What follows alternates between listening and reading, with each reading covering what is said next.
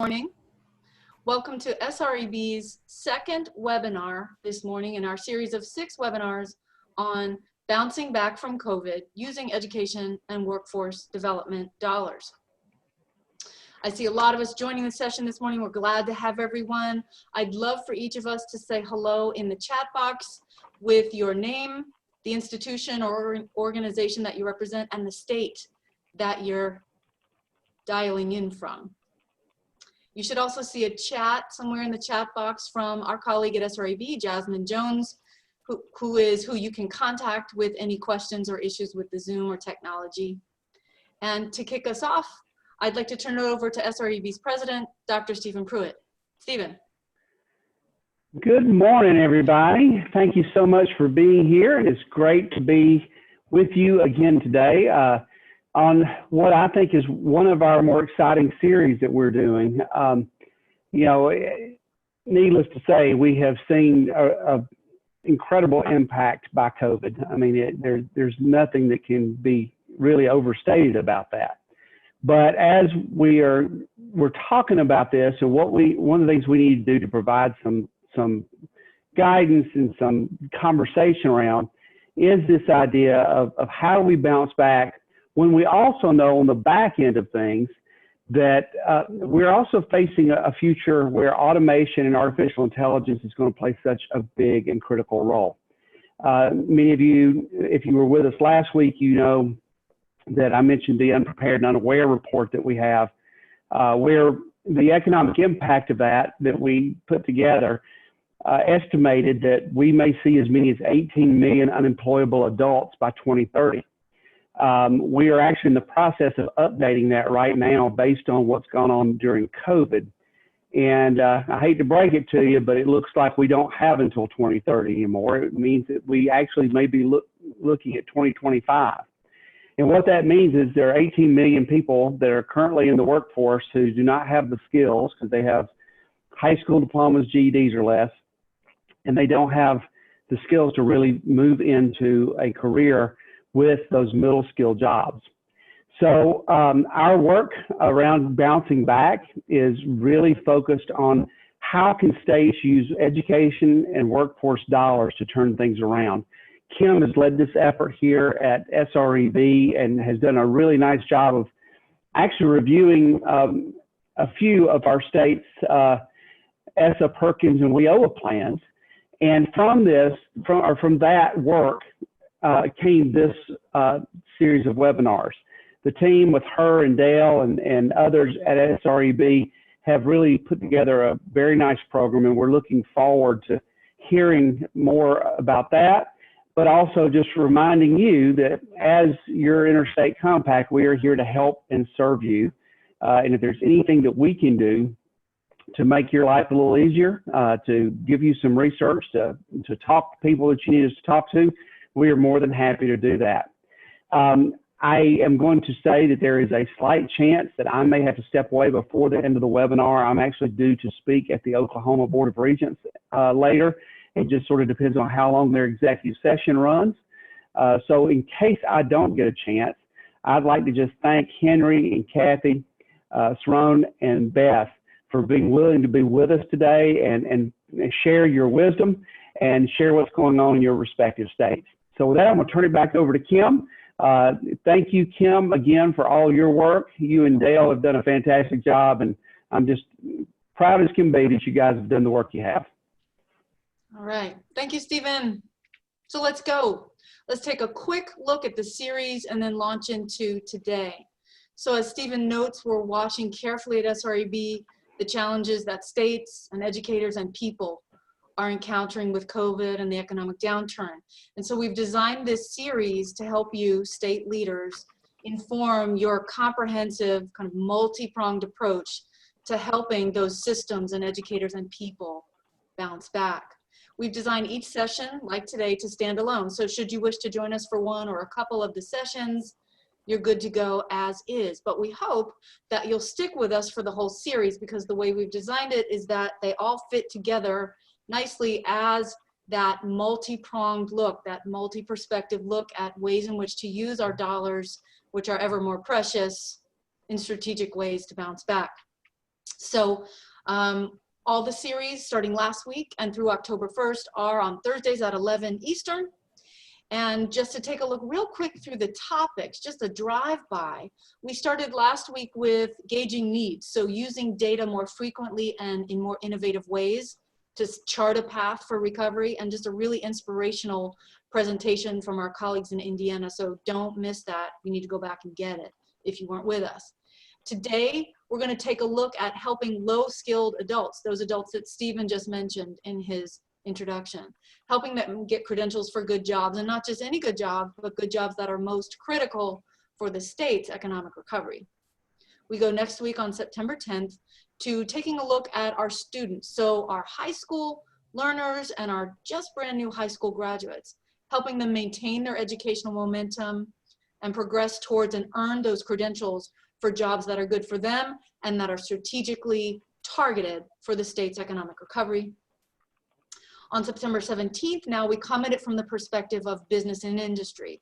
How can state leaders help business leaders train and upskill existing workers, train and hire new workers for those most critical positions? We go on September 24th to a programmatic perspective. So whether you're in a workforce training situation, an education situation, an apprenticeship, how can we make those programs more technologically savvy and flexible, not only to respond to quarantines like today, right now, but over the longer term, as Stephen mentioned, as the workforce and global economy continually changes and becomes more technology dependent. And we wrap it up on October 1st with a really careful look at how to ensure that the kind of emergency right now actions that you're taking in your states to bounce back from COVID are carefully knitted into and advance the state's longer term plan for growth and continual recovery over the long term.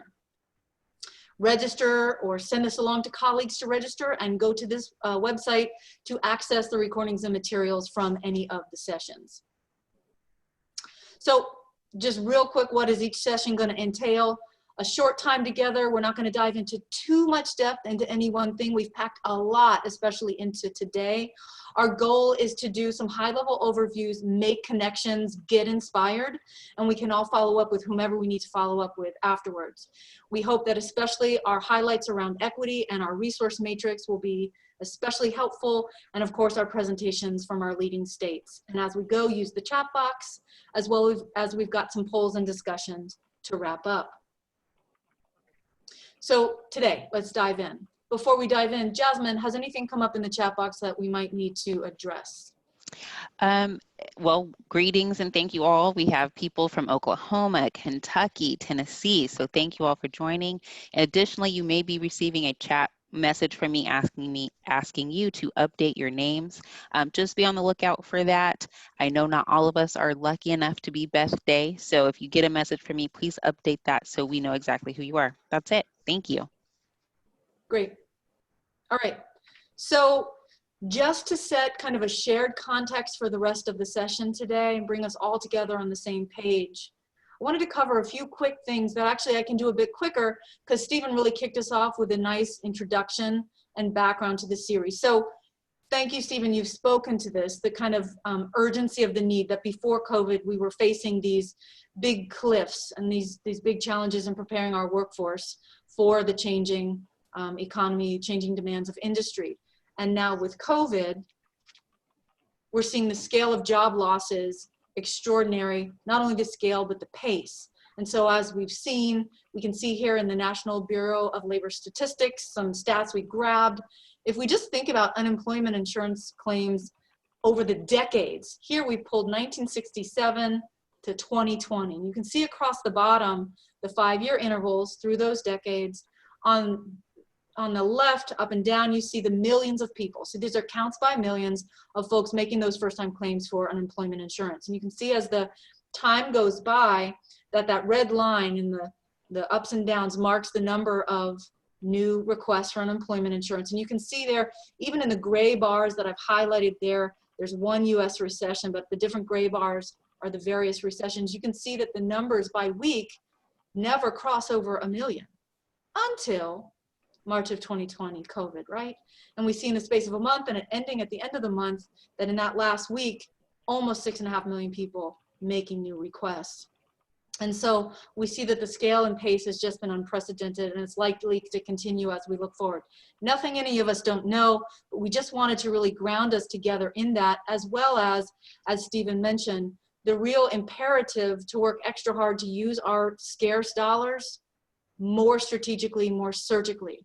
Our folks in our states, low-income workers, people of color, individuals that were facing barriers to employment before COVID are bearing the brunt of the pandemic now in terms of barriers, institutional racism, discrimination, fewer opportunities, more exposure and death from COVID, more likelihood to have pre-existing health conditions and lack of health insurance, more likely to be frontline workers who don't have the opportunity to telework or less sick leave. They're experiencing greater percentages of layoffs, and when they are laid off and are jobless, tend to have less in cash reserves to rely on. And as Stephen noted in his intro, we're already unprepared for the job openings that were out there. So this is kind of our motivation for the strategies on the adult side today of what states can do to address this for these residents in our states. Now the light in the tunnel here is that there are good jobs out there for people with the right skills and credentials. So what is that we can do to help them get these skills and credentials? So we see that, for example, since COVID, the occupations that show the greatest jump in open positions that need to be filled, that employers are clamoring to fill, are in things like certain sectors of the healthcare industry, grocery store and warehouse managers, and IT specialists, along with jobs that were typically non-tech savvy, like your factory line workers, even farmers and delivery workers. So all these folks are ripe for the opportunity to get those right skills and credentials in the jobs that are going to help our economies recover. So let's cut to the chase. I'd like to share now with my colleague, SREB's Vice President for School Improvement, Dr. Dale Winkler, to take us through SREB's recommended actions to address these challenges. Dale. Thank you, Kim, and good morning. Before we jump into the actions, we need to think about, though, the data that's needed for us to develop some strategic actions to move us forward. And in our last session, we focused on some of those data points and making sure that we review that quite often. So based on our data, we can then begin to tailor and to promote opportunities at post-secondary institutions. We can support individuals that need access to complete programs, and then we can promote equity throughout the process. So, as I said in our last webinar, and if you haven't had a chance to review that one, I encourage you to go back and to review it and to listen to the presentation from our guest speaker who focused on data that's collected and disseminated on a weekly basis to a number of shareholders. But when you're looking at your data, who do you need to bring to the table? And this slide quickly shares with you all the different groups you may consider, and you in your state may have others that you want to bring to the table besides these that are listed here. But based on the data, we need to identify credentials that are needed for the jobs most critical to recovery. And we start thinking about those credentials. How do you know if a credential has value? If it is valued, does it carry credit, or do individuals receive credit for additional study? Does it shorten the time to obtain the next credential and help that individual obtain a job in an in-demand area? So those are all the things that you need for your data to help you make a decision on around credentials. And we're doing a lot of work right now with states who are asking us to help them in the review of the credentials that they are using for part of their accountability. And what most of our states are finding is they have a large number of credentials that really aren't leading to a shortened period of time for post-secondary study or for the next credential, or even valued by industry that brings an individual to the front of the line for an interview. So as we think about tailoring and expanding and promoting opportunities, we have to really rethink how we're utilizing our existing funds and how we might leverage new funds that are coming in for use this year through maybe the CARES Act. But we also need to see if the funds that we're using are helping us to develop programs of study along a career pathway that includes work-based learning opportunities for our students that integrate both the training and the education component, and at the same time are addressing needs for some of our individuals to be very competent in literacy and civic education, and also supports our educators. But we have to think systemically in all of the things that we're doing, that we make sure that we have smooth transitions between our different programs of study. These are all things most of you are familiar with and have heard before, making sure there's seamless transitions between our K-12 system, our 2-year institutions, our 4-year institutions, and that business and industry is at the table the entire time driving the conversation around those programs of study. Utilizing our one-stop centers for counseling services for our adult learners and individuals who are out of work at this time or foresee it coming up in the future. Our data systems, do they communicate with one another across the career pathway systems? Do we have one repository of all data from K-12, from workforce, from post-secondary, that can all be put together in one place so that we can have real-time data to make good decisions? And some of you are on a path for making that happen.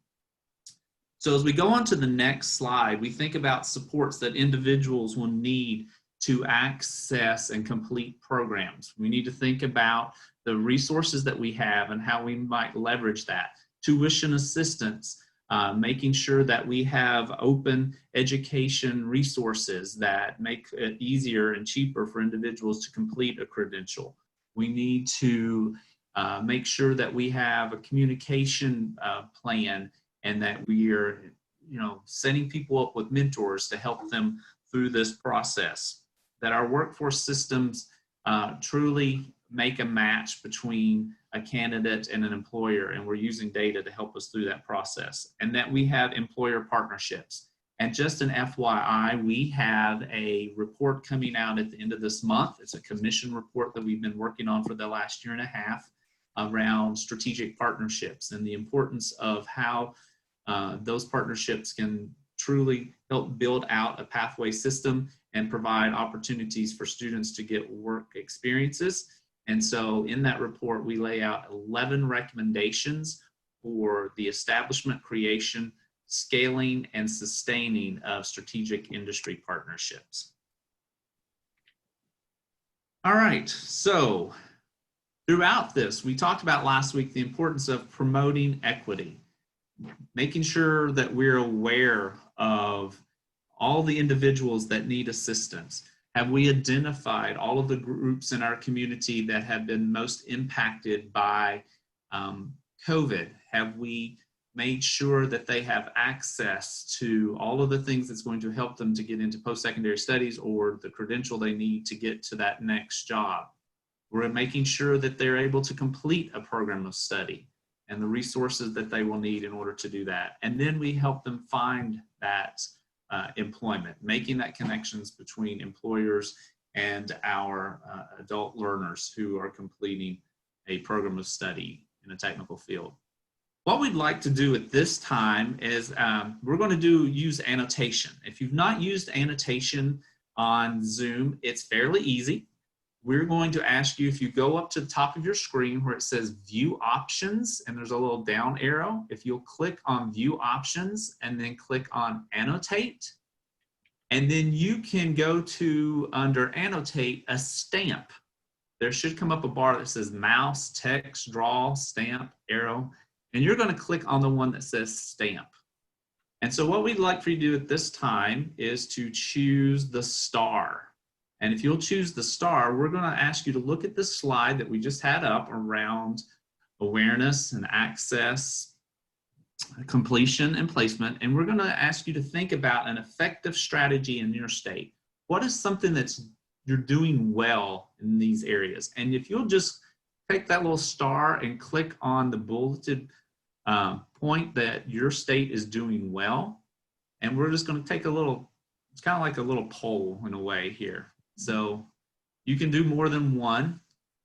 And Dale, if I could interrupt real quick, I understand that some folks' Zoom might not have yet that upgrade or whatever to be able to use annotation. So if you can't, feel free in the chat box to pick a number, 1, 2, 3, or 4, awareness, access, completion, replacement, and put a number in there as to which area of work for equity is working well in your state so far.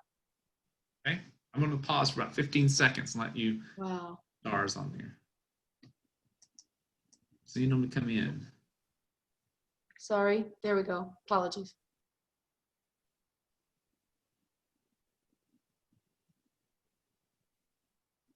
Huh. Well, thank you for doing this. And we want you to, we're going to move on now, and we're going to have you do one more thing too with the. Oh, let me clear it. Yeah, let me clear it. This. Sorry, hold on, let me clear it. There we go. Okay. All right. And now I want you to think about a strategy that needs strengthening. So if you'll put just a X, if you'll choose the X stamp and place it by a strategy that needs strengthening in your state. Wow.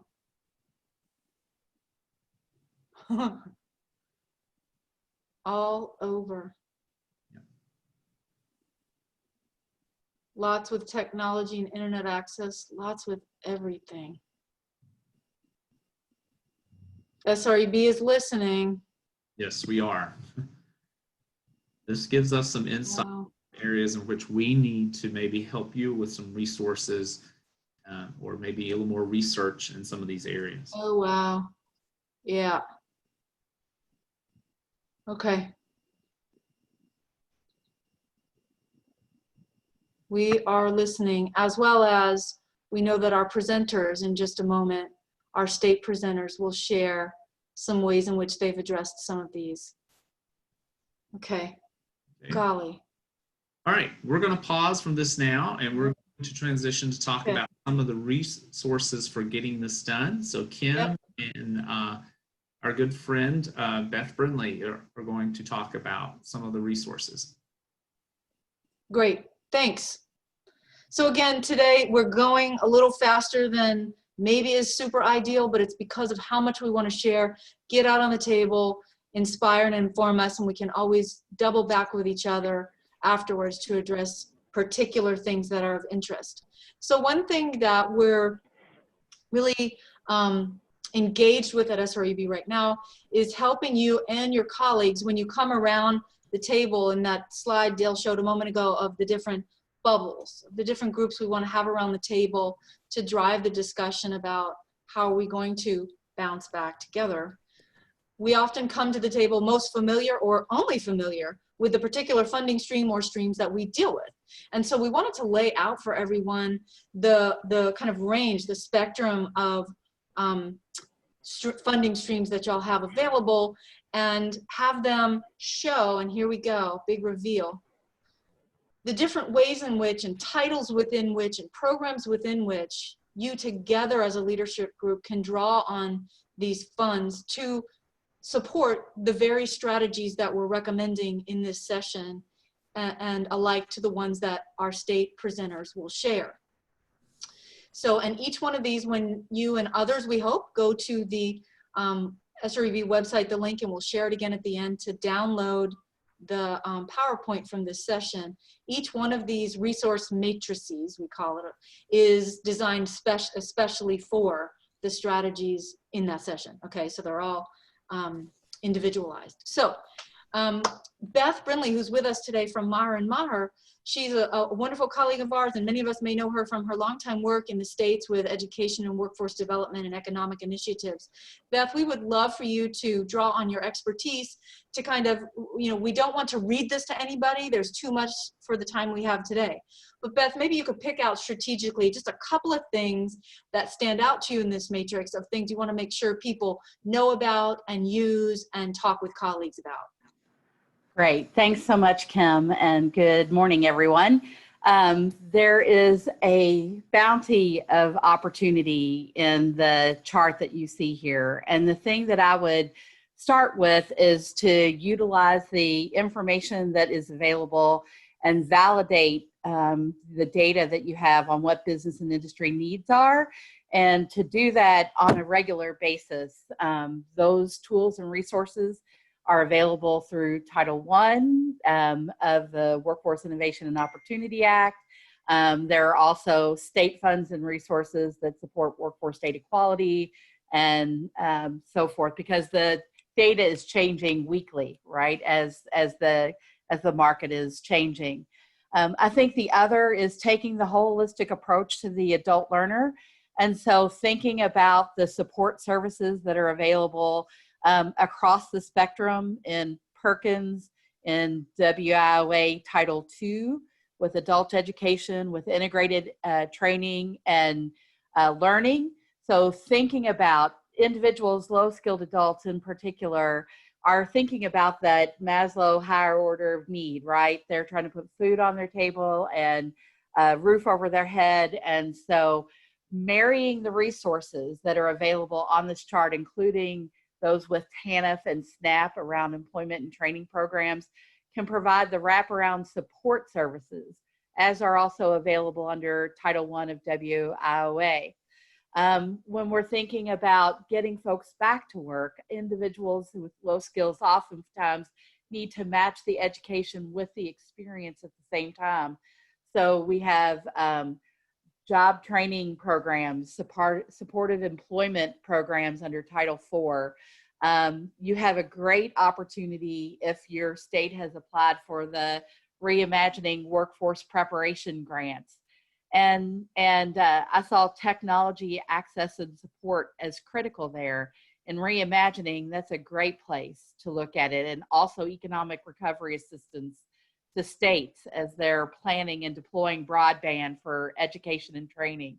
That's not only a rural issue, that's an urban issue these days because of the dense population and demand on the system.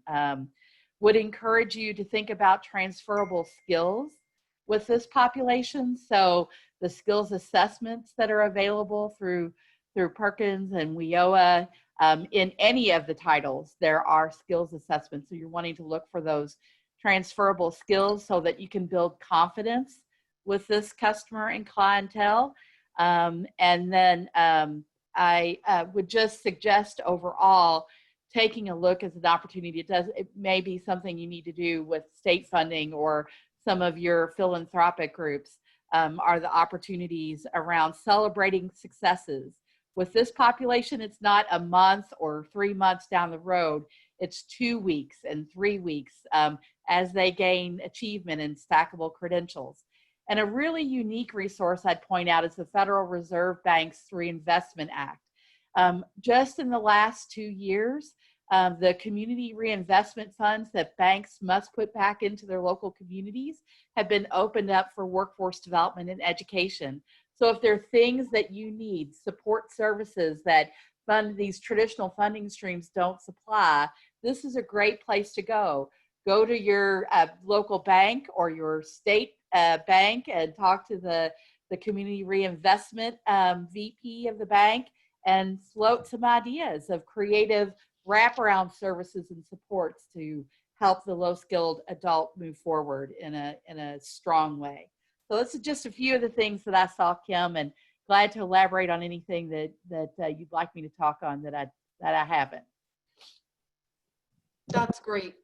And, you know, given the time as it's passing in our 3 states that we can't wait to hear from, I'm going to thank you, Beth, for that. Hold my thoughts that I had about this as well, and let the resource speak for itself, and let folks connect with us at SREB and with you, Beth, as they may want to figure out how to access some of these and other funding streams. We hope this is a helpful resource for you. So having said that, thank you, Beth, very much. Oop, I sure do need to clear that, don't I? Hold on. Annotate, clear. Okay, thank you. Let's hear from our state experts. We have 3 state exemplars today who are really knocking it out of the park in terms of doing the kinds of things that we're recommending. So we're really glad to hear from them today. We'd like to start hearing about some work going on in Delaware, some brand new work, the Rapid Workforce Training and Redeployment Initiative. And with this, we'd like to hear from Delaware's Secretary of Labor, Cerron Cade. Cerron, take it away. Hey, Kim, thank you. And thank you for the invitation to speak to the group today. I'm conscious about everybody's time, so I'll try to keep it 30,000 feet above ground as much as I can. So as everybody, as we saw most recently, Delaware is no different in what we have faced and what we've seen around the country when it comes to job loss. To put this in Delaware numbers, which obviously are much smaller than the national numbers that we've seen, Delaware through the Great Recession between 2009 and 2011, Delaware lost about 26,000 jobs. In the month of April, we lost 77,000. So this is something that we've never seen before, and this is completely brand new to everybody. And we have been working in unemployment to get benefits out to everyone, but we knew that we had to do some forward thinking when it came to what happens post-COVID. And that is what we have been working on. So Governor John Carney established Executive Order 43, which essentially established a rapid training and reemployment initiative, and obviously utilizing CARES Act dollars, which have to be expended by December 30th, 2020. And the programs that they fund as of now until Congress, unless Congress comes back and changes it, need to be completed by March 31st of 2021. So we're talking about a very quick turnaround. And so we the governor wanted to make sure that a program like this work collaboratively with the Workforce Development Board and Department of Labor, which we've got a very long history of working collaboratively, so that's not an issue. Delaware is a small state of neighbors, so it doesn't really take much to get everyone who needs to be at the table. But he also wanted to focus on in-demand careers, credential programs, and employer involvement, which was incredibly important to ensure our investment in the workforce. Our planning team that we had started out with Gary Stockbridge and myself as co-chairs, and some of the initial members within the Department of Labor and the Department of Education and Delaware Chamber of Commerce. And our initial responsibilities were really just to assess the damage of COVID, take a look at the landscape of our existing resources, see what we have, and then determine what that gap is, what our needs are, and make sure that anything that we do is aligned with related workforce training opportunities that currently exist, as well as stakeholders throughout the state. You go to the next slide. So we identified it would be about 3 steps to success. We build strong business support, and that would really include making sure that the task force of the group that was putting this plan together was very diverse. So you'll see how we were able to accomplish that. Develop and execute a rapid training plan, obviously, but then to establish also some long-term workforce planning attached to it. We recognize that Congress has an intention of getting these dollars out quickly, but anything that we do, we want to make sure that we keep an eye on the future. So the next slide, we established a planning team and of course expanded it beyond our initial group into Department of Education, the Delaware Technical Community College, which is really our only community college in the state. So they have a monopoly over a lot of the good ideas that come out. Also, the State Chamber of Commerce, Delaware Prosperity Partnership, which is a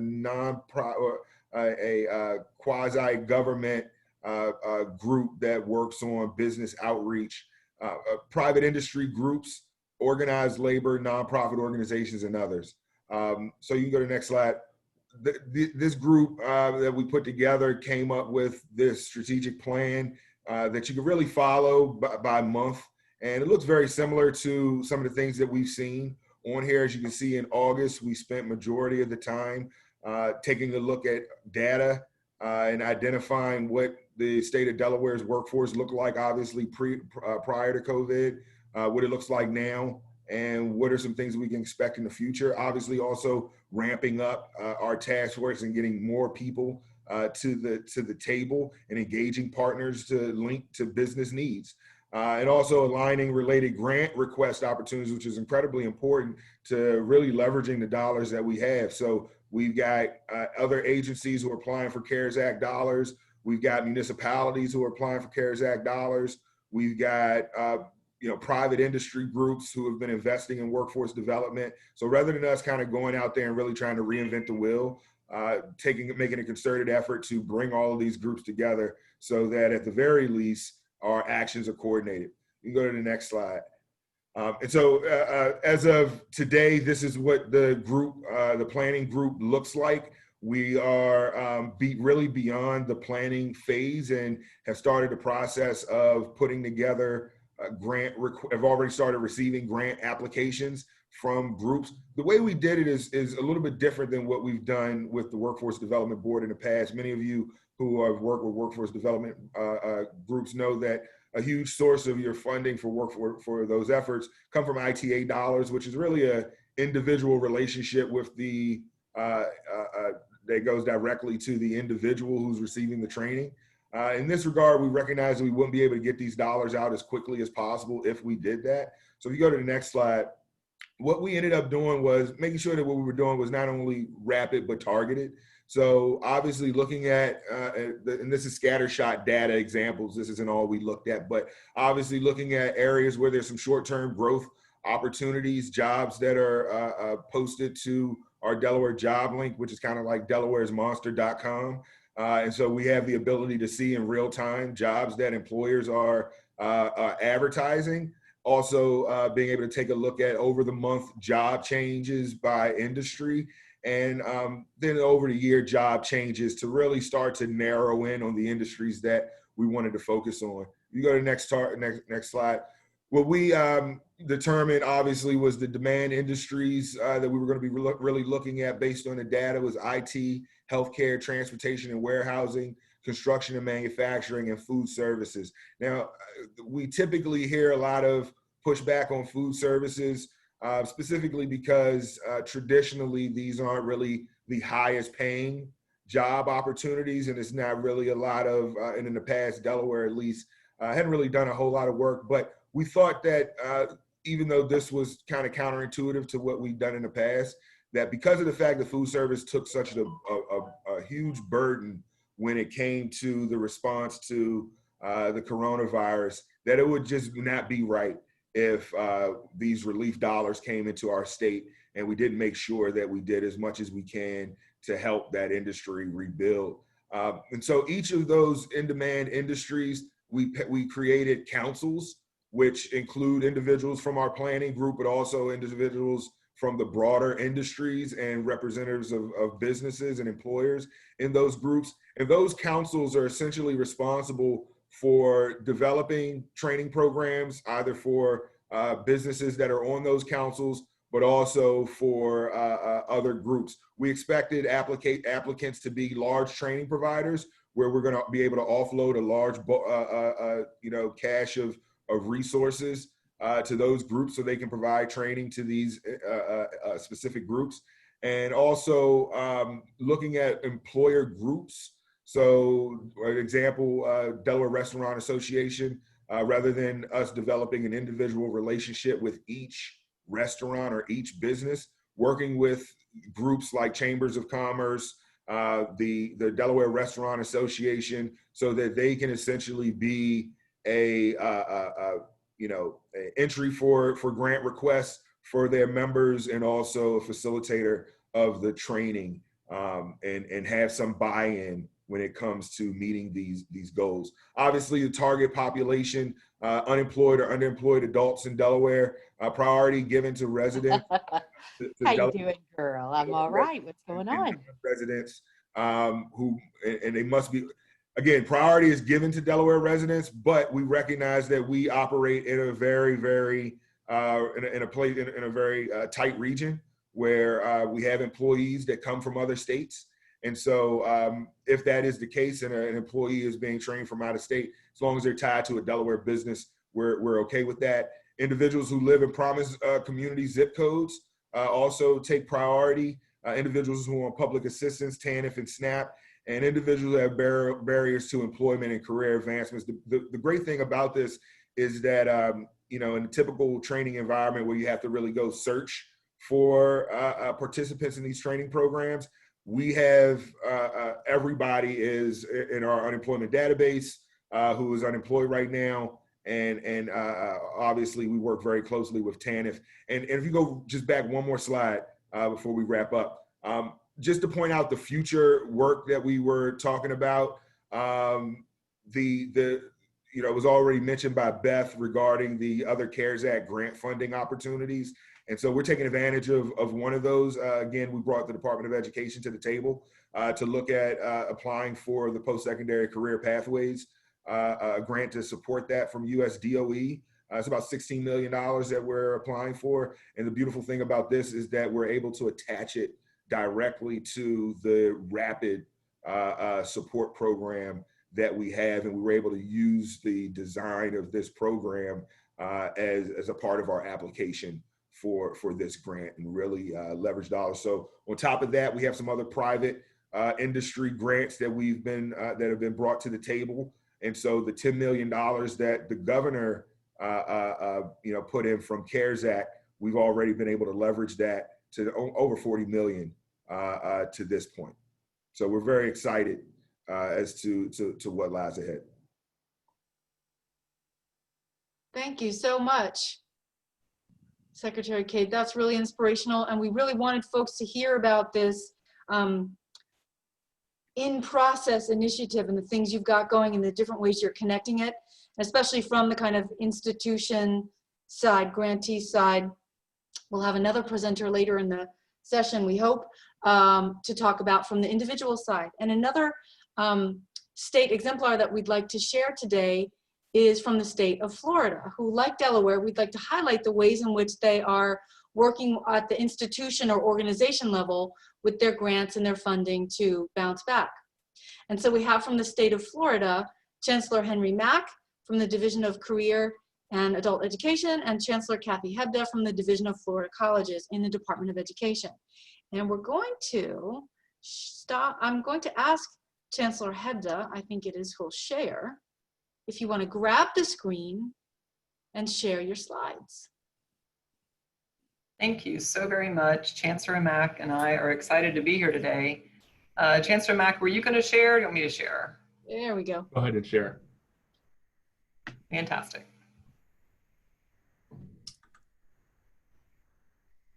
Kim, is it sharing? Yep. Okay, great. It is. So both Chancellor Hebda and myself have the honor and the privilege of helping to oversee all of our workforce education programs through our districts, from middle grades all the way up through post-secondary baccalaureate degrees in our college system. And sort of like Secretary Cade had mentioned, we have been hyper-focused on trying to figure out ways to allow for workforce education and training to be a means of economic recovery and stabilization. And the silver lining in this crisis is, again, understanding how valuable a post-secondary CTE credentialing opportunity can be, not just for an individual and his or her ability to possibly uplift themselves from intergenerational poverty and immobility, but to transform whole communities as a result, in view, again, of sort of stabilizing the state of affairs as a result of, again, our unfortunate crisis. And so, not unlike Delaware and many other states, the net decrease in revenue across the state has been significant. Furloughed employees, but despite these tragic trends, and in recent sort of weeks witnessing a stabilization, if you will, we know that many of our employees want to re-engage in an education, specifically an education that has high value, right? That is connected to a career or an in-demand occupation that can be completely transformative for them. And so, knowing the effects of Industry 4.0, knowing the effects of technological disruption, knowing the displacement that has been the result of really COVID too, most residents are not just looking for employment in opportunities that sort of facilitate COVID relief. They want employment in opportunities or employers whose goods, products, and services are really immune to disruption, right? And so it's within that framework we sort of approached our rapid credentialing and economic recovery grant program. And so I'm going to kick it back over to Chancellor Hebda maybe to talk a little bit about how colleges sort of have positioned themselves in this light. So thanks, Chancellor Mack, and similar to what we heard Secretary Cade talk about, and also how some of the things that were in SREB slides earlier, the place we focused first was our colleges. They are, in fact, the most nimble and able to be responsive to the needs of our citizens. They already have relationships with employers of various kinds. And the other thing that I think makes our college system the best placed, best suited to actually be the focus of this particular program that Chancellor Mack is going to go into more detail about in just a minute, is in addition to being open access, which people typically think of as meaning we take everybody who comes to our door, similar to a K-12 public school system, our college system has a second part of their mission, which is to actually reach out to people who can't or won't come to the door. They have responsibilities for their districts and their regions in the state to focus on economic prosperity and improvement, and to reach out to those citizens who don't reach out to the college. And so since that's our jam, if you will, that's our way of work, it's what we do, that's where part of the dollars that our Governor DeSantis, focused on economic recovery, that's where they were placed. They were placed right squarely with the colleges for this program. So if you look at the next slide, what you see is, as we do the stair-step ladder approach, the individuals in these jobs then come to the college, either their tech college or their state college, and do exactly what Henry's talking about. They're seeking a better way of life for themselves and their families, and for something that's not going to be taken away again with the next crisis. And then we also capitalized on our Career Source Florida, which is our local workforce board network. Colleges already have relationships with them, again, built-in readiness to take on this challenge. But also we made extra requirements that to get your grant dollars, we needed to see evidence that there was something new happening. What is the next thing? What is the new way you're going to work together with your local workforce board? We want that seamless employment process. We want employers even more involved than they were at the beginning of the process, as well as at the end, to receive everybody who receives that new credential. And the other thing that I would say is, before I turn it back to Henry, is that last step was important, because even though today we're talking about our rapid credential program, the state really took a holistic approach to economic recovery through education. And so we looked at all kinds of ways. Our Commissioner of Education, Commissioner Corcoran, looked at ways to issue emergency orders that would provide more flexibility to colleges, where they could waive additional fees for students, to make sure that we were, with that equity lens that we have, reaching everyone in our community who needs that education, who needs that upskill the most. So we had fee flexibility, we had budget flexibility, we suspended additional regulations for students, both for our returning adults and our dual enrollment students, because we're also focused on career dual enrollment. And so all of those things allowed that additional flexibility for institutions who were already well prepared to take on this additional challenge. And so with that, I'll turn it back to Chancellor Mack to talk more about the specific program. Sure, and I'll be quick here. With that flexibility, we know that we had to approach this with an understanding of what the data was signaling, and we know that accelerated career pathway enrollments and sort of cohorts means higher education attainment levels. And so, offering shorter-term certificate programs to economically disadvantaged households sort of whets their appetite, if you will, for a higher education. And this is an excellent way to both engage in post-secondary credential attainment and thus diversify your economy by diversifying your education offerings, but while at the same time addressing those most disrupted from the COVID emergency. And so the evidence is clear. We know that sub-associate certificate attainment is more likely to result in post-secondary degree attainment, at least in Florida. And we know of the ROI on short-term high-value credentialing programs. And so with that in mind, the governor earmarked $35 million to help all residents across the state of Florida re-enroll in a career and technical education program at either one of our 48 technical colleges offering career certificate programs or one of our 28 state colleges, and incentivizing enrollment and completion in these short-term but in-demand and high-value credentialing programs. The incentive mechanisms and sort of the safeguards were put in place in the application for post-secondary institutions. And so this $35 million then, we've allocated about 26 of the 35 with expected disbursement of the rest within a week or two to our institutions across the state to do exactly that. And some of these applications are phenomenal in their forward-thinking, progressive sort of worldview of how to reimagine workforce education to engage residents in post-secondary CTE degree attainment. So here's a bit of the profile. We identified all of these credentials. We developed an actual list that agencies can choose from, knowing that these credentials had high value and were still in demand. But if there was local demand, they can justify it by providing additional justification to the department for us then to sort of award their allocation. And these are just some sort of snapshots that I'll end with. Current efforts happening now in Miami-Dade College. Interesting thing here is that they're providing supplemental tuition assistance in addition to sort of a life expense. So, you know, on top of tuition assistance, they're providing a stipend for students to enroll in these short-term programs like auto technology, entrepreneurship, a clowning clerk. This is St. Pete College doing some phenomenal things in the Bay Area.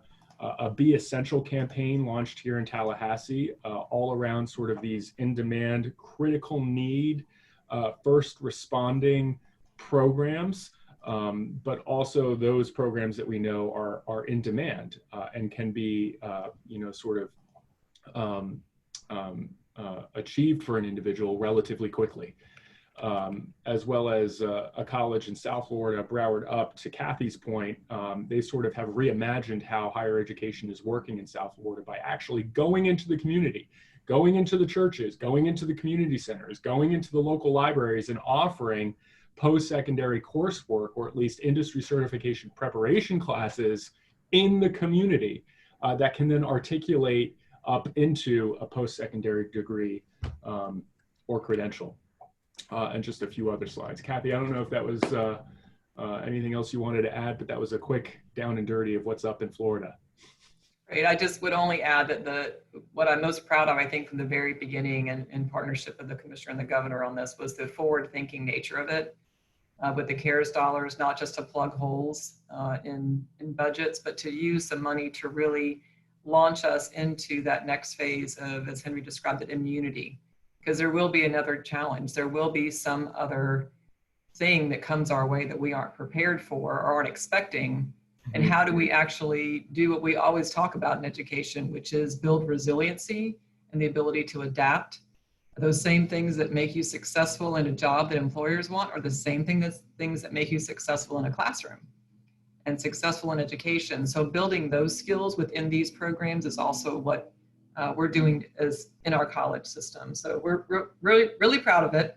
As you can tell, we're excited. And as Henry said, some of the applications really are just phenomenal. So we look forward to getting back with everybody at some point in the future and hearing more about the success. Amazing. Thank you so much. Together, we really see some good approaches from Delaware and Florida about how to tackle this in ways that target populations that most need it in industries most affected, and to offer not only, just like Dale was talking about in his slides about the strategy, not only the access to the courses and pathways and stackable credentials, but some of those support services that go along with it to help people through. So I'm really happy to hear about that, and thank you guys for your presentation.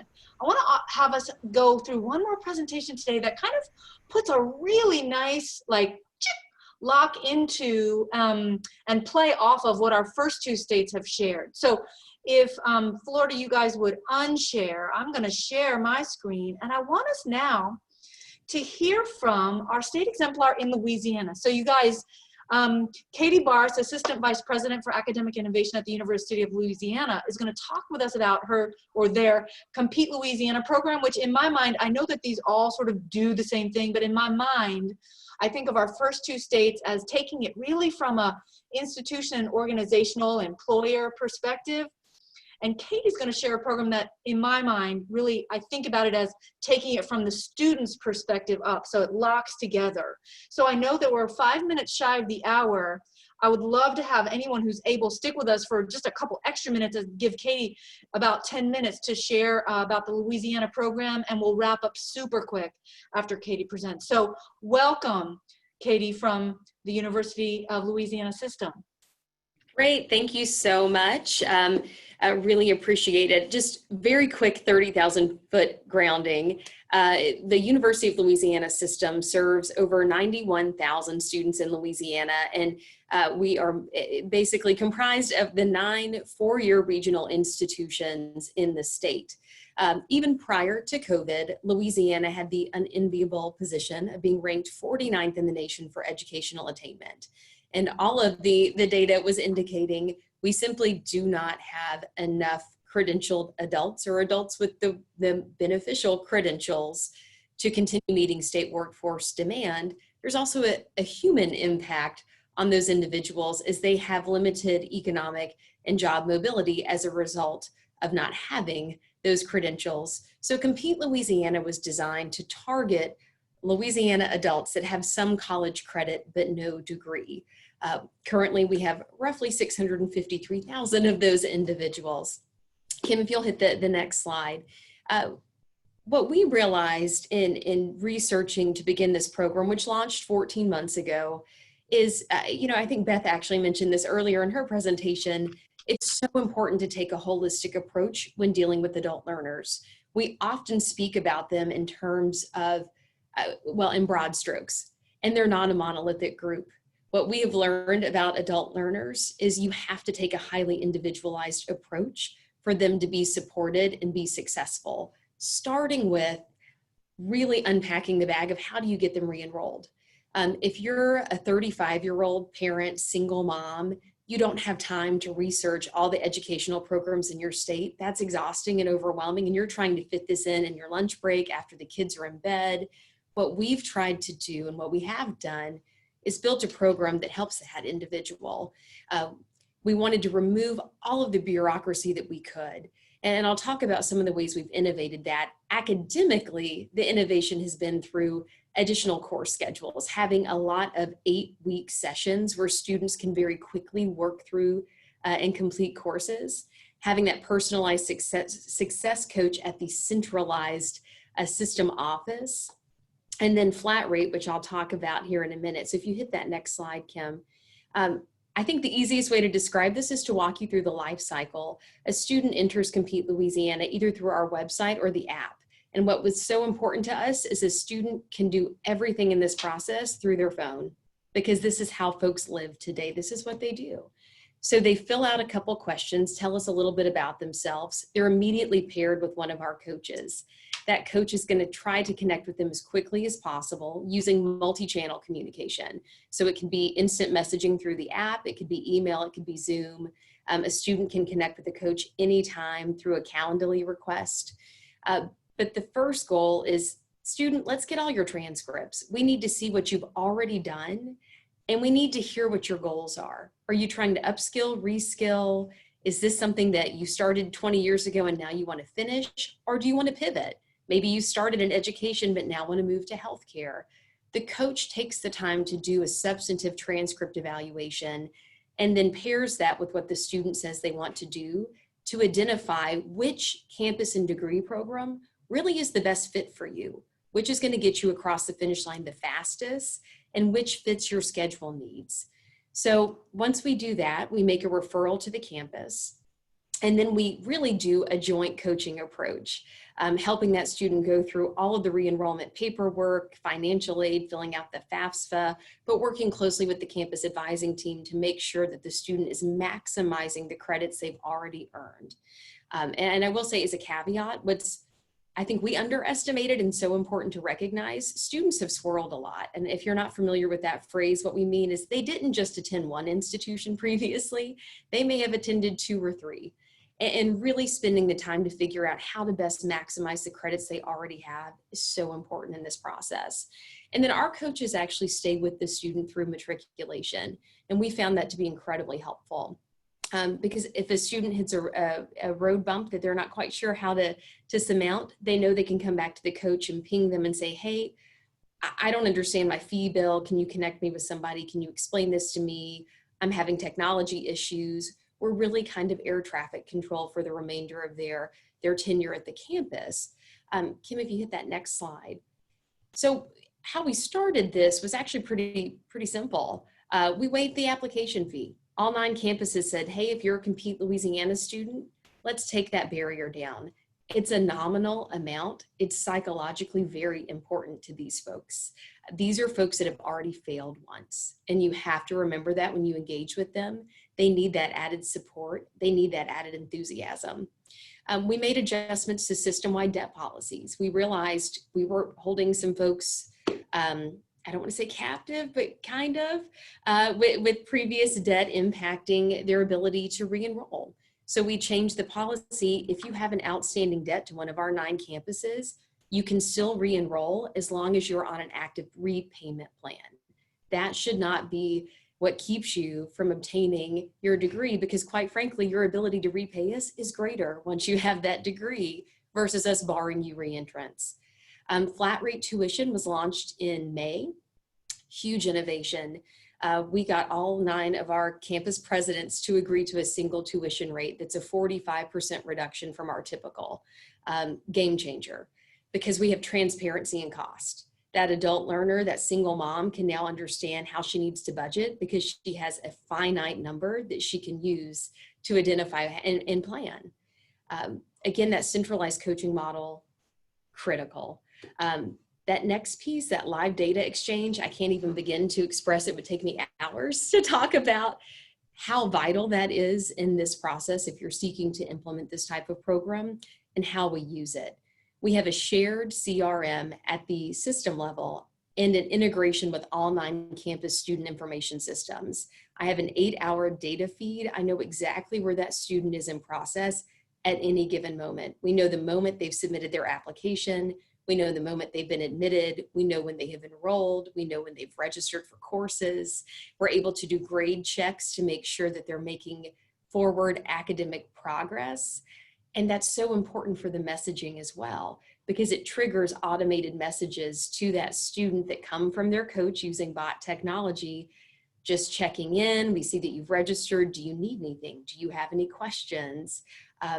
It makes that student feel so supported, and also gives them that constant tacit reminder like, hey, we're behind you. This team is here to help you succeed.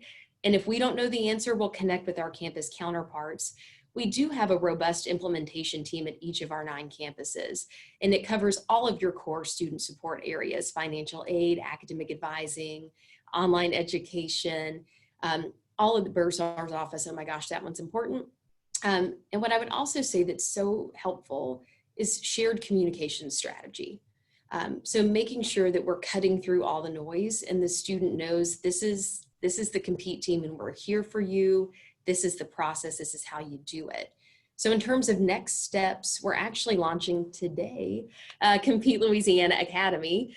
This has been about 9 months in the making, but this is a bridge academy with a partner named Straighterline to help those students that aren't immediately academically admissible. Maybe 20 years ago, they didn't take school seriously. They have a deficit GPA.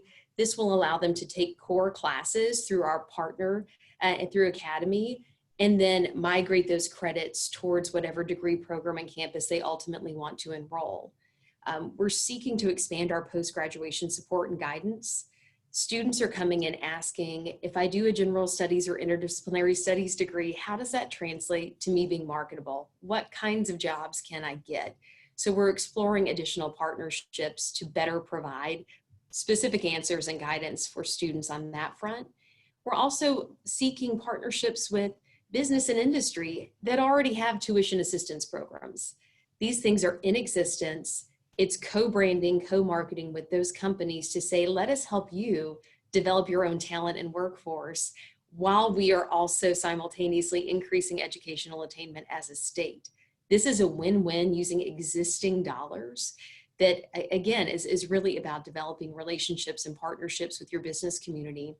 And then the last piece that we hope to have online by the end of the year is a transcript software system that better enables the coaches to quickly assess what credits students have already accomplished.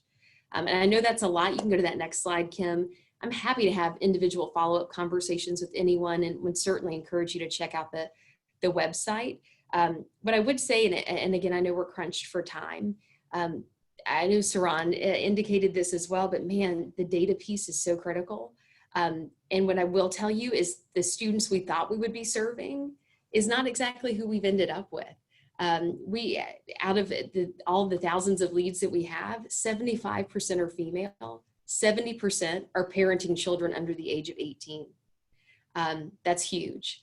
And knowing that 14 months in is helping us to pivot and better strategize for what the next phase of growth and scale is, because we realize that's a population that has been significantly impacted in COVID for so many reasons, not the least of which, of course, is school. And when I say school, I mean K-12 school for their children. The other piece that's really fascinating, as a system, we serve 91,000 students annually, 39% of which are minority. Compete LA is serving 49% minority. So again, we found a way to reach and impact some historically disadvantaged groups, which is going to reap huge benefits, not only for the individual student, but for the state. And I know we're pushed for time, but happy to have follow-up with anybody and really appreciate the forum to talk to you all today. Thank you, Katie.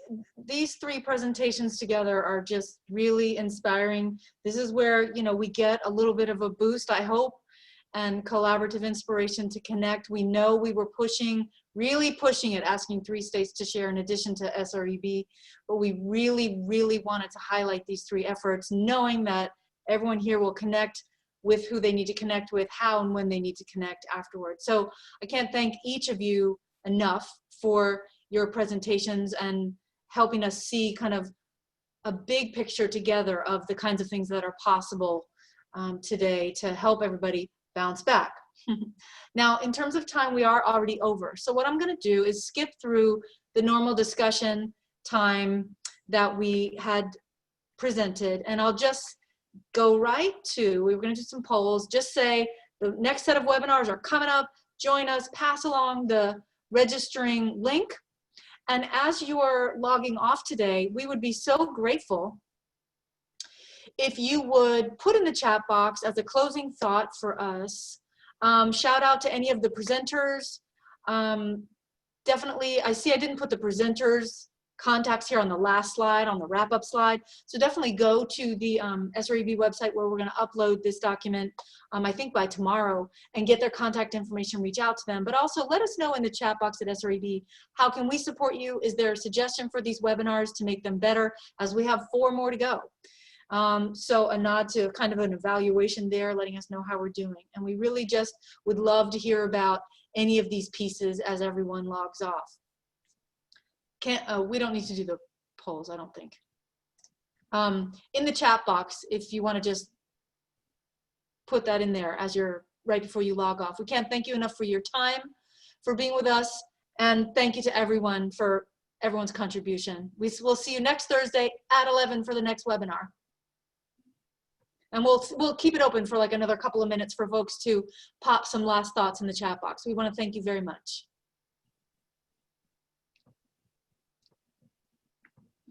Stephen, oh, here you are. Would you like to say the last word?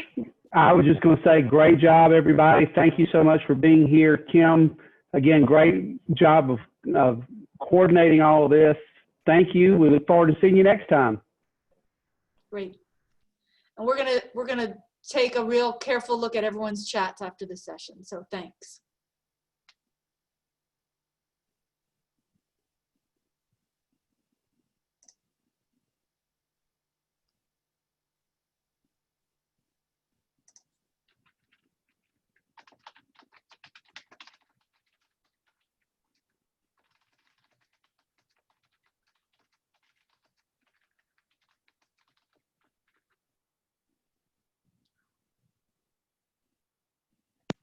I know there's still a few of you on as you're leaving. Please know we will be sending this out via email. I'm getting just a few questions about that. So you will receive the recording link at some point between this week and early next week. So be on the lookout for that. As Kim mentioned, we do have other sessions coming up next Thursday. So if you haven't registered, you can do that. Those will also be recorded and sent to you as well. Will we be sending out the actual presentation as well? Can we PDF that and send it out? Yes, and I'll get everyone's slides together. We didn't have all 3 states in the one deck. We had 2 of the 3. So we'll get that together before we PDF it and put it on the website and send it out.